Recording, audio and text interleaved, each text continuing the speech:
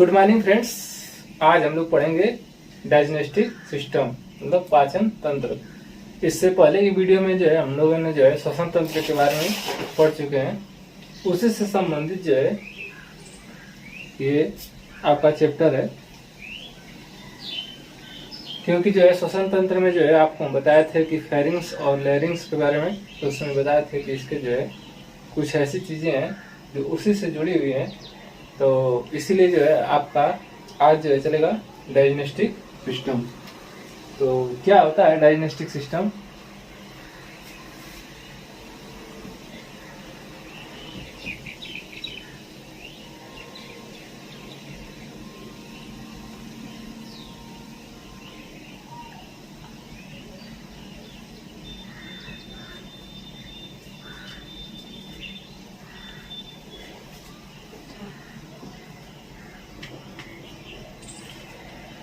देखिए पाचन तंत्र।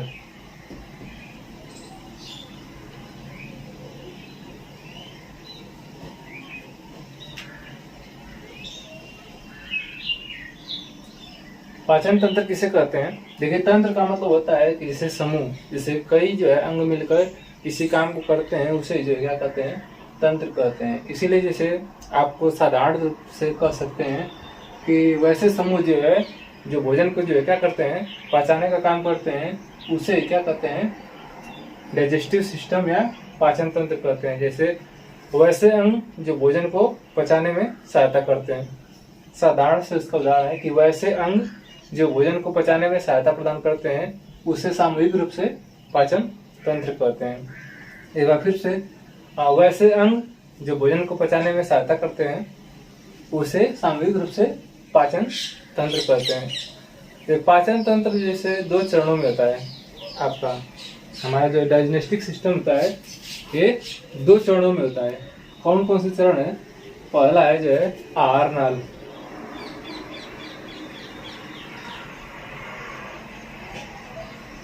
इसको अंग्रेजी में एलिमेंट्री कहते हैं।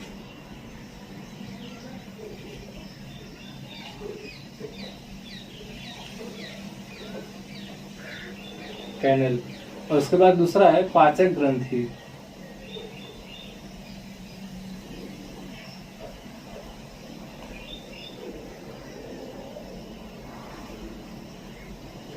ठीक है। इसके बाद जो है क्या है? इसका पाचक ग्रंथि है। तो देखिए इसको लिख देते हैं डाइजेस्टिव ग्लैंड।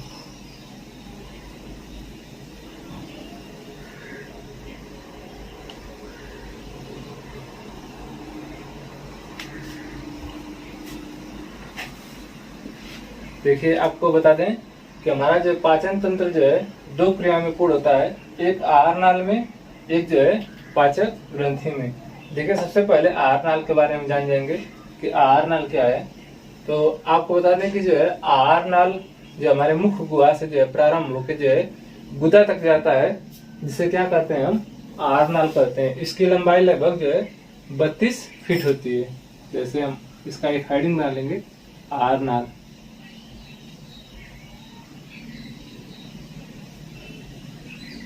इसके बारे में हम क्या बताएं कि हमारा जो है भोजन जो है मुख्य रूप से दो चरणों में पचता है। पहला आहार नाल, पचाने में सहायक होता है। आहार नाल और पाचक ग्रंथि, ये दो चरण है, जिसमें आहार नाल जो है ये मुख से प्रारंभ होके जो है कहाँ तक जाता है? गुदा तक जाता है, जिसमें जो है क्या है? ग्रास नली आती है। मुख में जो है ग्रास नली आ जाएगी, अमाशय आ जाएगा, छोटी आंत,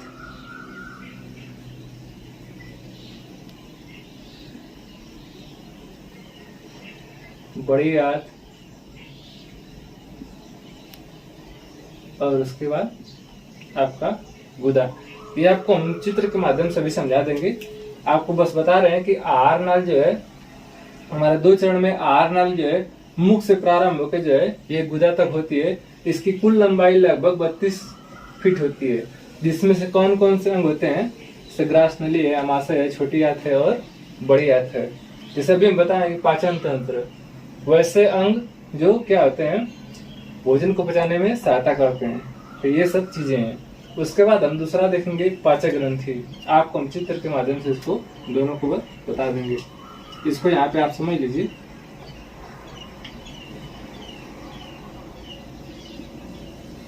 पाचक ग्रंथि, देखिए पाचक ग्रंथि का मतलब होता है कि ऐसी ग्रंथियां जो एंजाइम्स के माध्यम से या फिर हार्मोन्स के माध्यम से जो है हमारे भोजन को क्या करती हैं, पचाने में सहायता करती हैं, उसे क्या करते हैं हम, पाचक ग्रंथि कहते हैं। तो हमारे भोजन जो है, जब यहाँ से मुख से जो है हमारा भोजन जब आता है तो कुछ ऐसे एंजाइम्स हैं जो भोजन में मिलकर जो उसे पचाने में सहायता करते हैं। जैसे आपको बता दें,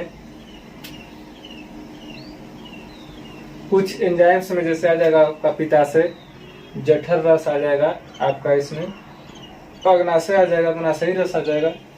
यहाँ पर एग्जाम्पल में छोटा छोटा लिख सकते हो, जैसे पित्ताशय,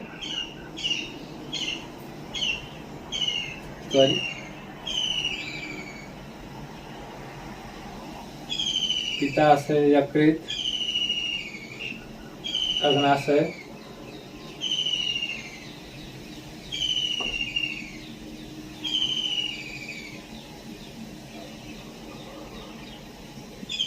अमाशय। तो देखिए हम आपको एक बार यहाँ से रिवीजन कराते रहे हैं, उसके बाद जो है हम इसको चित्र के माध्यम से आपको समझा देंगे।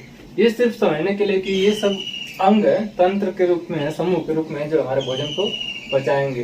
तो डाइजेस्टिक सिस्टम, पाचन तंत्र, वैसे अंग जो भोजन को जो है क्या करते हैं, पचाने में सहायता करते हैं, उसे सामूहिक रूप से पाचन तंत्र कहते हैं। पाचन तंत्र मुख्य रूप से 2 चरणों में होगा, जो आहार नाल और पाचक ग्रंथि। पाचन को, हमारे भोजन को पचाने में मुख्य रूप से जो है 2 ही अंग है जिसमें जो है हमारा पूरा भोजन जो है पचता है। एक आहार नाल मुख्य भूमिका निभाता है और एक पाचक ग्रंथि। तो आहार नाल के बारे में हम बताए थे कि आहार नाल जो है कहाँ से प्रारंभ होता है, मुख से प्रारंभ होकर गुदा तक चलता है।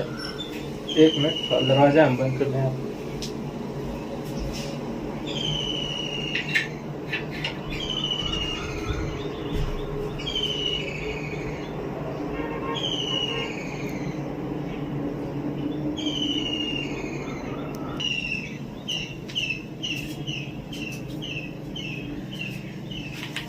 हवा चल रही थी, थोड़ा सा जो डिस्टर्बिंग हो रहा था। हाँ, तो क्या बता रहे थे आपका, आहार नाल जो है मुख से प्रारंभ होकर गुदा तक जाता है, जिसकी लंबाई लगभग जो है कुल 32 फीट होती है।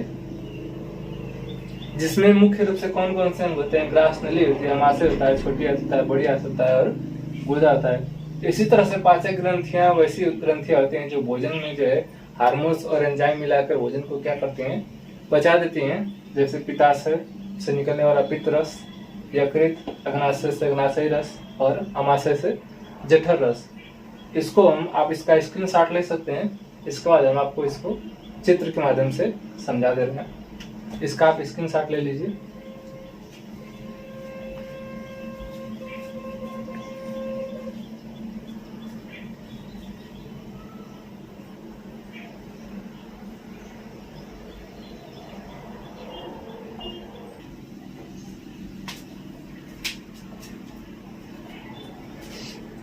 हो गया। इसको हम आपको चित्र के माध्यम से समझा दे रहे हैं। देखिए, जैसे एक छोटा सा चित्र बना दे रहे हैं।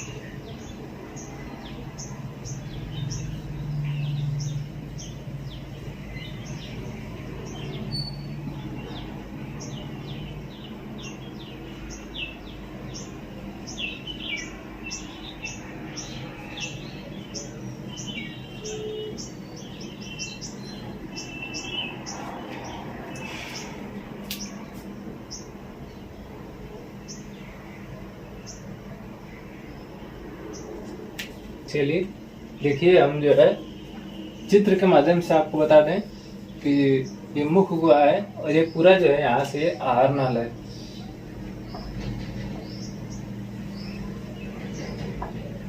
आहार नाल को भी हमने सीखा कि जो है ये मुख्य गुहा से प्रारंभ होकर जो है कहाँ तक जाती है, गुदा तक। इसको अंग्रेजी में एनस कहते हैं। ये मुख्य गुहा से प्रारंभ होकर जो है हमारा पाचन जो पचते हुए जो है कहाँ तक आता है, गुदा तक आता है। तो देखते हैं कैसे कैसे क्या प्रारंभ होता है। तो हमारा जो है पाचन जो है सबसे पहले आप समझिए कि हमारा जो पाचन जो है सबसे पहले जो है मुख्य गुहा से प्रारंभ होता है। इस मुख्य गुहा में जो है एक खाली स्थान होता है। ये हमारा जो है ये मुख्य गुहा है मान के लिए।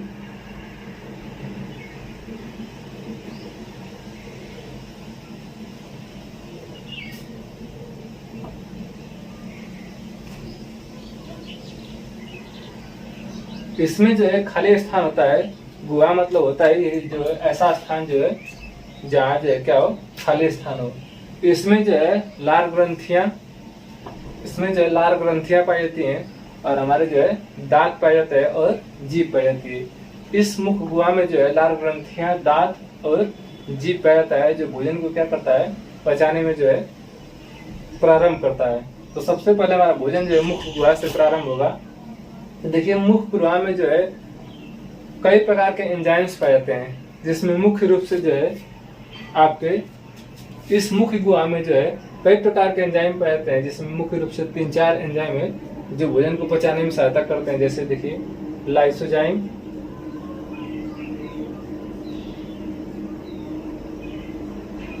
टाइलिन, डाइस्टेज,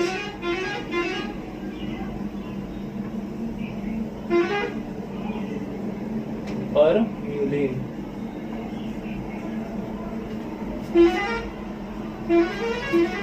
देखिए इस मुख गुहा में जो है 3-4 प्रकार के जो एंजाइम पाए जाते हैं, जिसमें सबसे ज्यादा जो है टाइलिन पाया जाता है। हम लोग जो है टाइलिन को ही जानते हैं, लेकिन जो है इसके अतिरिक्त जो है लाइसोजाइम, डाइस्टेज और म्यूलिन भी पाया जाता है। देखिए लाइसोजाइम जो है सबसे पहले लाइसोजाइम का कार्य क्या आता है कि जब भी हम भोजन करते हैं तो बहुत सारे जो है कीटाणु भोजन के माध्यम से हमारे मुख में आ जाते हैं। तो लाइसोजाइम उस जीवाणुओं को जो है मारने का काम करता है। इसके बाद जो है हमारा टाइलिन या डाइस्टेज दोनों जो है स्टार्च या मंड को जो है कार्बोहाइड्रेट में बदल देते हैं। कह सकते हैं कि स्टार्च या मंड को जो है ये पचाते हैं। कौन? टाइलिन और डाइस्टेज। ये स्टार्च और मंड को कार्बोहाइड्रेट में बदल देते हैं। इसके बाद जो है म्यूलिन का कार्य है जो है भोजन को जो है क्या करता है, ये लसा बना देता है, जिसके कारण जो है हम क्या करते हैं, भोजन को आसानी से अंदर निकल जाते हैं। जैसे आप लोग देखे होंगे कभी कभी हम लोग जब भोजन करते हैं तो कुछ ऐसा चीज जो होता है जो अटक जाता है, तो भोजन को जब वापस मुंह से बाहर कुछ लड़के होता है कि जिससे तुरंत क्या करते हैं, अपने बाहर निकालेंगे तो भोजन में जो एकदम लसलसा जो है बना रहेगा। तो क्या करता है, भोजन को लसलसा बनाने में कौन सहायता करता है, तो वो म्यूलिन है। इसके अलावा जो है हमारे मुख गुहा में जो है कुछ ग्रंथियां भी पाई जाती हैं। 2-3 ग्रंथियां पाई जाती है, जिसमें से सबसे बड़ी ग्रंथि जो है इस मुख गुहा में 3 ग्रंथियां पाई जाती है, जिसमें सबसे मुख्य और सबसे बड़ी ग्रंथि है पैरोटिड।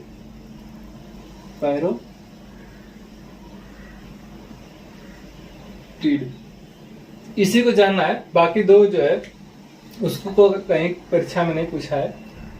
हमारे मुख्य गुहा में जो है 3 ग्रंथियां पाई जाती हैं, जिसमें से सबसे बड़ी और मुख्य जो है ये पैरोटिड ग्रंथि है।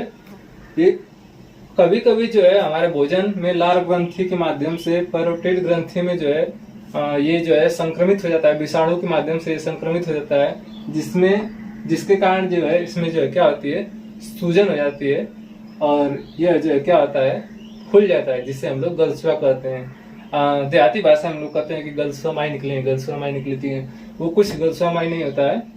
हालांकि भाई धार्मिक चीजों को बोलने का अधिकार हमें नहीं है, जिसकी जो मान्यताएं हैं वो अपना करते रहे। बस ये जान जाइए कि क्या है, जब हमारा जो है ये पैरोटिड ग्रंथि जो है जब ये संक्रमित हो जाता है किसी विषाणु द्वारा, तो ये फूल जाता है इसी कारण इसमें सूजन आ जाती है, जिससे जो है क्या कहते हैं, गलसुआ कहते हैं। आपको एक नोट में करके बता दें, नोट पॉइंट, कि सांपों में जो है इसी पैरोटिड ग्रंथि में जो है जहर पाया जाता है। सांपों में जो है, अगर आपसे कोई पूछे कि सांपों में जो है जहर किस ग्रंथि पाया जाता है, तो इसी पैरोटिड ग्रंथि में सांपों में जो है क्या पाया जाता है, जहर पाया जाता है। सांपों में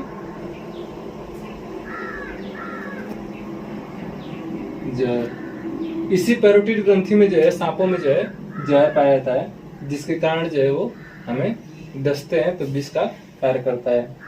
अब देखिए हमारा जो है पाचन मुख से प्रारंभ होकर जो है कहाँ आ गया, ग्रास नली में आ गया है। आपको मुख से संबंधित अगर कोई क्वेश्चन है तो आप पूछिए, कमेंट कीजिए। किसी का कमेंट है?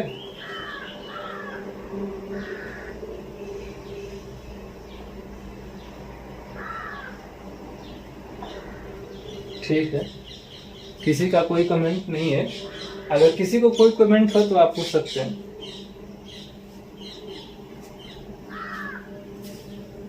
देखिए हमारा जो भोजन है, ये भोजन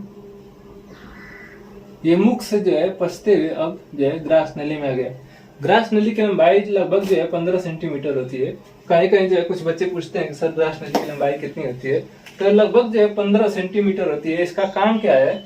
इसका काम कुछ नहीं है, ये बस जो है मुख गुहा से, और ये पेट है हमारा, अमाशय को पेट भी कर सकते हैं।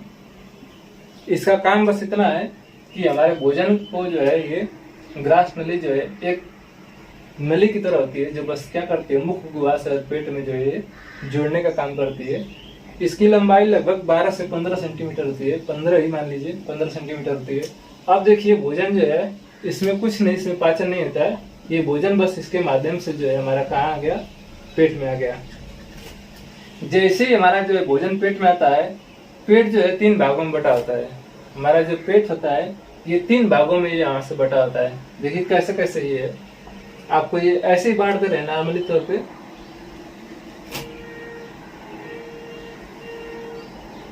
ठीक है, ये देखिए 3 भागों में बट गए यहाँ से। ये नली है, देखिए ये 1 भाग, 2 भाग, 3 भाग। ये देखिए ये हृदय भी हमारा जो है यहीं पे होता है, इसीलिए इस भाग को जो है हम लोग कार्डियक कहते हैं। ये हृदय के पास होता है, इसलिए इसको जो है हम लोग क्या कहते हैं, कार्डियक। ये बीच वाले भाग को जो है हम लोग फंडिक कहते हैं। यहीं से हम आपको लिख दे रहे हैं, ये बीच वाला भाग जो है क्या कहलाता है, फंडिक। और ये जो आखिरी भाग होता है इसको हम कहते हैं पाइलोरिक।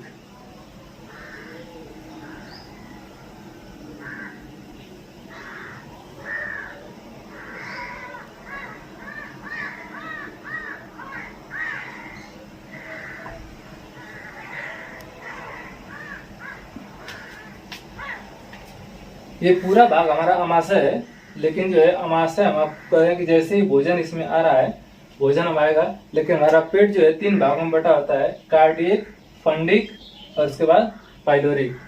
तो आपको बता दें कि भोजन जैसे ही कार्डियक की थैली में आता है, इस थैली में जो है HCl नामक अम्ल पाया जाता है। इसी थैली में जो है हम यहाँ पे लिख रहे हैं HCl।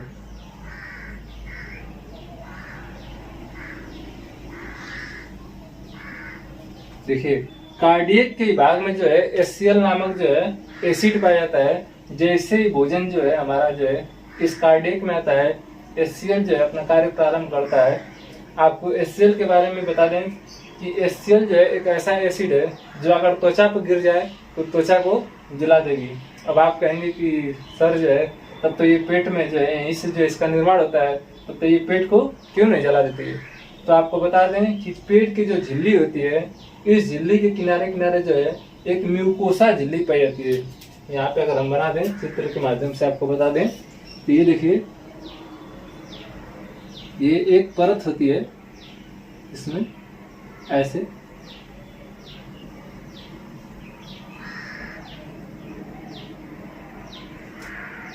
इसका नाम है, कहाँ लिख दें, ये लिख दें म्यूकोसा।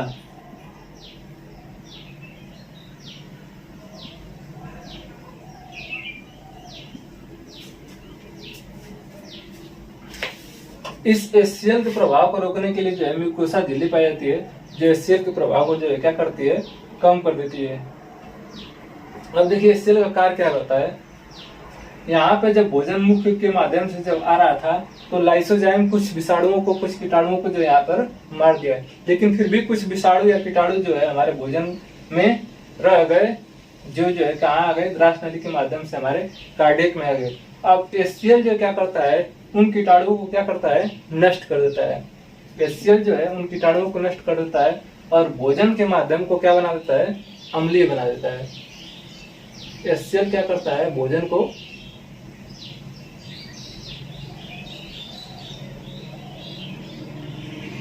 जो है ये अम्लीय बना देता है। देखिए HCl जो कीटाणुओं को तो मारेगा ही, जो यहाँ से कुछ बच गए थे, इसके बाद ये भोजन के माध्यम को जो है क्या बना देता है, अम्लीय बना देता है। बस इसका इतना ही कार्य होता है। इसके बाद देखिए भोजन जो है यहाँ से अब हमारे फंडिक में आ गया। भोजन अब क्या आ गया, यहाँ आप लिख रहे हैं फूड।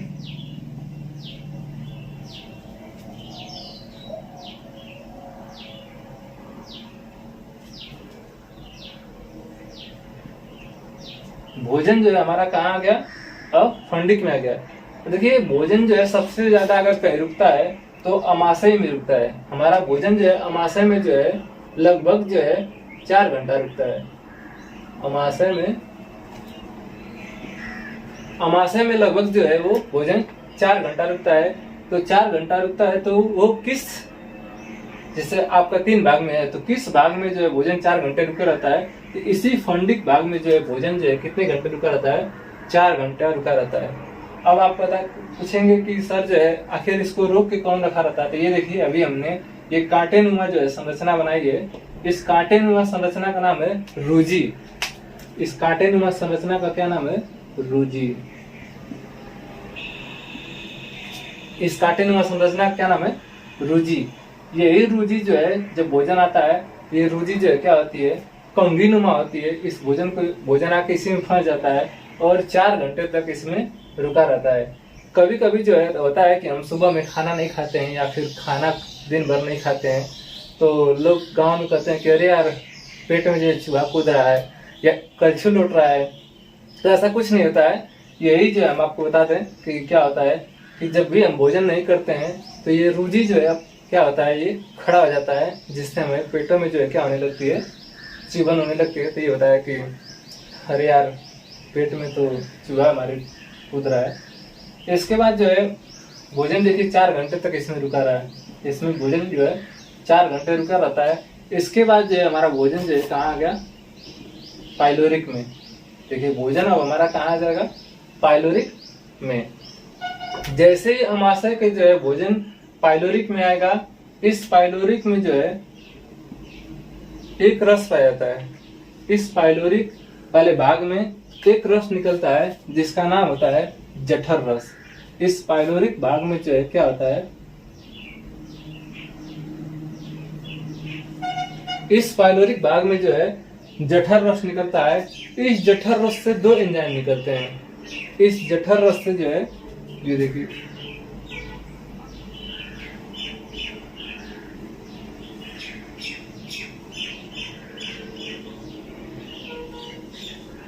हमारे पाइलोरिक भाग में जो एक जठर रस निकलता है। इस जठर रस से में जो है 2 एंजाइम निकलते हैं। एक का नाम होता है रेनिन और एक का नाम होता है पेप्सिन।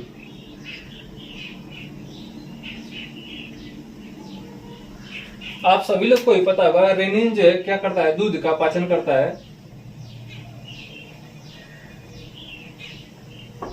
और पेप्सिन जो है प्रोटीन का।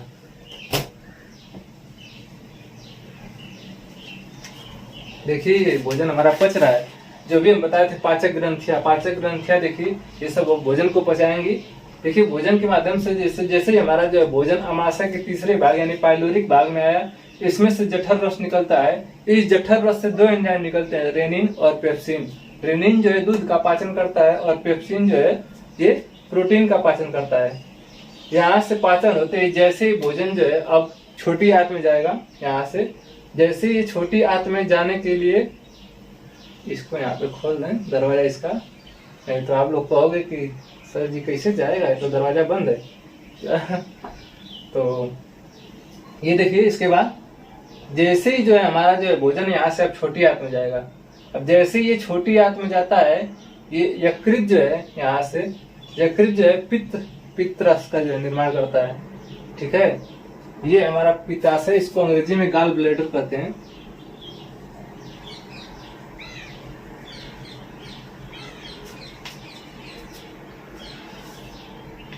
इस गॉल ब्लैडर में पित्ताशय जमा होता है, जबकि पित्ताशय का निर्माण जो है यकृत करता है। तो जैसे हमारा भोजन जो है छोटी आंत में जाने वाला होता है, ये देखिए यहाँ पे ये जो है यकृत जो है वो क्या करता है,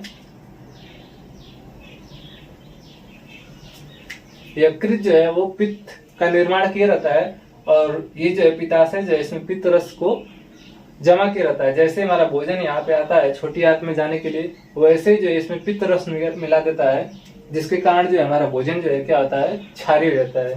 तो पित्ताशय जो है क्या करता है, ये भोजन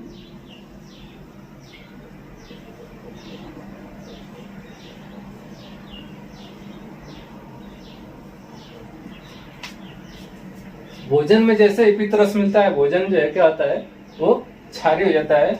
अब जो है हमारा भोजन जो है यहाँ से अब छोटी आंत में पहुंच जाता है। अब जो यहाँ से ये भोजन जो है छोटी आंत में पहुंच जाता है।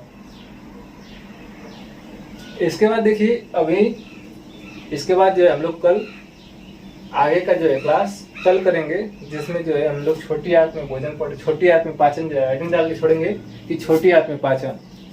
अभी तक यहाँ अमाशय का पाचन खत्म हो गया। कैसे जो है ये पित्तरस, यकृत से जो है पित्तरस जो पित्ताशय में आता है, और पित्ताशय में ऐसी कौन सी क्रिया होती है जिसके माध्यम से ये जो है ये अपना जो पित्ताशय ये भोजन में मिला देता है। ये ऐसे ही नहीं मिला देता है, इस अग्नाशय से जो कुछ हार्मोन्स निकलते हैं, ये हार्मोन्स उसको उत्तेजित करते हैं कि नहीं भैया तुम दो उसमें छिड़को दवाई। जैसे हम लोग खेती करते हैं सब्जी में, तो उसमें होता है ना कि कीटाणु का दवाई छिड़को, तभी जो है क्या करती है, लौकी उकी में देखते हैं कि दवा डाल के उसको रातों रात बड़ा कर देते हैं। तो ऐसे ही जो है यकृत तो इसको पित्त रस दिया रहता है, ये जमा किया रहता है, लेकिन जो है जब तक ये अग्नाशय का जो हार्मोन्स होता है, इसमें से 2 हार्मोन्स पाए जाते हैं अग्नाशय में, ये हार्मोन्स जब तक इसको कहेंगे नहीं कि नहीं भैया तुम इसमें डालो, तब तक जो है ये इसमें ये अपना जो है एंजाइम को, अपने जो पित्त को अपने हमारे भोजन में नहीं मिलाएगा। और जैसे ये भोजन को मिलाता है, ये जो हमारा भोजन क्या होता है, क्षारीय हो जाता है।